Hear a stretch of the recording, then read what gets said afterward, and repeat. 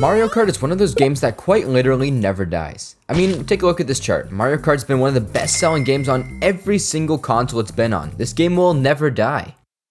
Or will it? I don't know about you, but I'm starting to feel exhausted with the standard Mario Kart formula, and the fact that we've been playing the same game for over 10 years now doesn't help either. Mario Kart 8 had one of the craziest DLCs ever, literally doubling the amount of courses plus bringing back some fan favorite characters. It started to feel like Smash Ultimate in the sense that everyone is here. I can't help but take a look at both of these outstanding games and think to myself, what the fuck happens next?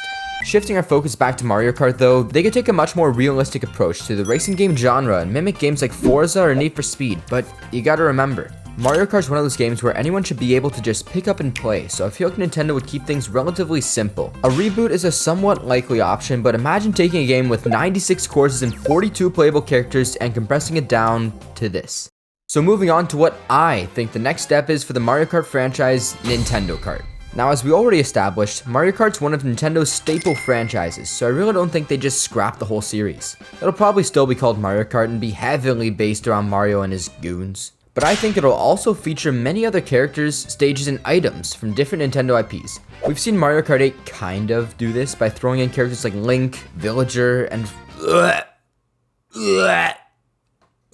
but I can see Mario Kart 10 taking this idea and expanding upon it. Starting with the roster, I don't want to make it this big, but I think a realistic size is 50 playable characters. And I think a good way to go about this is to cut it in two. 25 Mario characters and 25 Nintendo first-party characters. Sorry Sonic, maybe next time. Getting the obvious ones out of the way, Mario, Luigi, Toad, Donkey Kong, Peach, Daisy, Rosalina, Bowser, Wario, Waluigi, and Yoshi are all staples of the Mario Kart roster, and it would be a sin to remove any one of them. Other characters that are pretty likely to make it in are Toadette, so Toad has a female counterpart, Birdo, so Yoshi has a female counterpart, Diddy Kong, so Donkey Kong has a female, Bowser Jr., where him and all the other Koopalings are mushed into one slot because this is just unnecessary. Shy Guy, Dry Bones, Koopa Troopa, King Boo, Kamek, Lakitu, Pauline, and Funky Kong because they all reference different source material from Mario Kart's history. Professor Egad would be the only newcomer on the Mario side of things because it would be nice to have some more Luigi's Mansion reps in here. And the final Mario character is Baby. Let's go. The only ones who are actually worth keeping are Mario and Luigi since they got the spotlight more than a few times, but I'm gonna pull a Bowser Jr. and combine them all into one character slot, hence the name Baby. If I were to only choose one though, I'd go with Baby Mario just because he makes the most sense. Now it's time for the fun part though. We get to pick which non-Mario characters get to make it into the next Mario Kart game. And to avoid as much bias as possible, I'm gonna base the number of reps a single series gets based off the total amount of sales their franchise has. Basically, the more sales, the more characters, with the exception of a select few. One of them being Captain Falcon. F-Zero isn't exactly one of Nintendo's blue chip franchises, but I think everyone was shocked to find out that he, of all people, didn't make it into Mario Kart 8 Deluxe, yet the Miis are another must-have in the next Mario Kart game, regardless of whether they choose to do a Nintendo Kart or not. I do get the feeling that Nintendo's slowly trying to phase out the Miis, especially after Switch Sports, but we won't let that happen. Since The Legend of Zelda is the next biggest Nintendo franchise, I'll deal with you later, I think it's only fair that they get at least 3 reps, and who other than the iconic Triforce, Link, Zelda, and Ganon, all having their Breath of the Wild appearances. You may be surprised to find out that Animal Crossing is Nintendo's 5th biggest franchise, even beating out Super Smash Bros. We already got Isabelle and Villager in Mario Kart 8, but I'm gonna one-up them by throwing Tom Nook in the mix. The Donkey Kong series is a tricky one, since Nintendo tends to group them in with Mario. That being said, since these 3 are already in Mario Kart, for the sake of this video, I'm going to consider them Mario characters, which means we still get a few more Donkey Kong reps, and who better than King K. Rool and Dixie Kong. Everyone's favorite Puffball will make his way into Mario Kart. Just imagine him riding around the racetrack on his little star, it'd be amazing. And I won't be surprised if we were to see Meta Knight and King Dedede join too. Next up on the list we have... Wait, what? I've never been a fan of the Splatoon series, but it's easily the most successful Nintendo series to come out within the last decade. The first one obviously being and the second one being Octoling.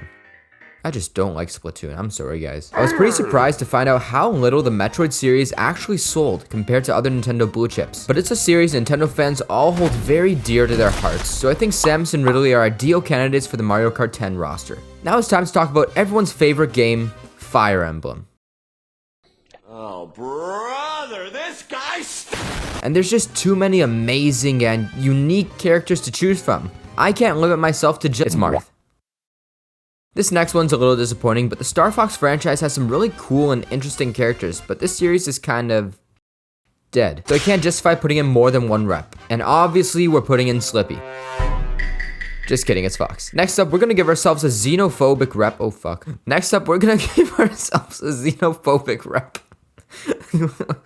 Okay. Next up, we gotta give ourselves a Xenoblade rep. Now, most people would say Shulk, but I'm part of the small minority who thinks Rex would be the better option for the sole reason that I think it'd be funny to watch him, Pyra, and Mithra all fight over who controls the cart. Speaking of multiple people driving the cart, I think my boy Olimar would be a very fun character. Imagine him working with his Pikmin during the race, where one of them's behind the wheel, one of them's on the pedals, and the other one's tossing items. It gives me massive Toy Story vibes. If you know, you know. Now that I think about it, fuck it, we don't even need Olimar, just give us the Pikmin. And our final Nintendo character has to be Pit.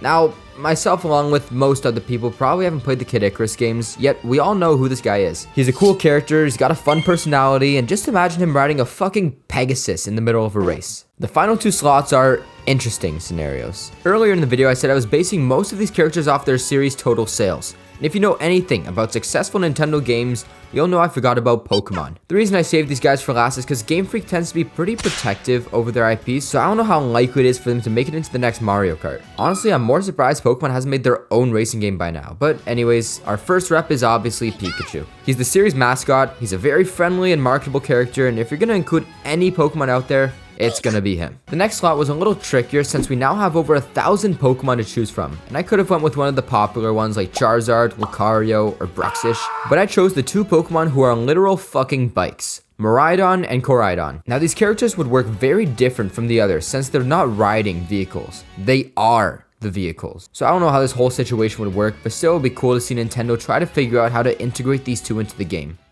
So here's our final roster. It may not be perfect, but I think this is the kind of vibe Nintendo would go for. It's a real shame I only decided to include 50 characters because it still feels like there's some missing. So some honorable mentions go out to Wiggler, PD Piranha, Nabbit, Toadsworth, Donkey Kong Jr., KK Slider, Falco, Pokemon Trainer, Ochi, and Pac-Man. Technically, he was a Mario Kart character. Nintendo Kart's been a long-term dream of mine, and I think regardless of the next Mario Kart game, they're gonna switch up the formula. I'm talking new game modes, new kart creator, maybe even a campaign mode. Cause I don't know about you, but I'm scared people will start to get bored of Mario Kart. Especially after how grand and polished Mario Kart 8 was, I just hope Mario Kart 9 brings something new to the table.